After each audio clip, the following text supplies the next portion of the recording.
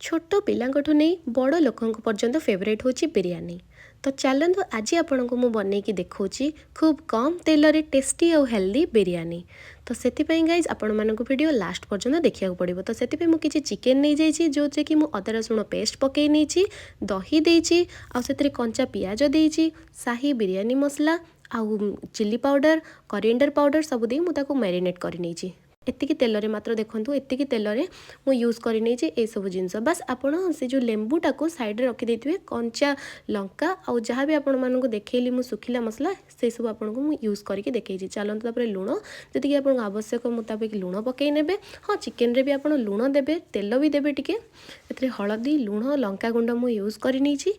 तो देखि परथु आपण माने मु सब किछि एतरे यूज करला परे ताको भलो भाव ब्राउन हाँपाई पियाज को छाड़ी देछि। पियाज ब्राउन है आपड़ से चिकेन मैरिनेट करथिबा चिकेन को पकई नेबे। तापर से आपड़ चाहिए आप टमाटो को मैरिनेट भी करेंगे कंचा टमाटो भी ये पकई पारे। आलू मते बहुत पसंद तो से आलू नहीं नहीं देखिपे मुझे किछटा पानी नहीं ग्लास रे से ग्लास मापरे आप जी मुझे गोटे गोटे आप कन्स्टाट गोटे माप नवा पड़ो से जिते भी माप ने चाउलर माप जी ने पानी तार 2 गुण माप ने टी चिकेन कषिला मुझे पकई देती मोर चाउल जोटा कि बिरयानी राइस आपन को मिल जाव प्रत्येक ग्रोसरी शॉप्रे आपको यहाँ मिल जाव। तो से पकई ने तो से पकई नहीं अल्प टिके कषापी छाड़ीदे टी कषिगला से पानी रखि पानी से ढालीदे।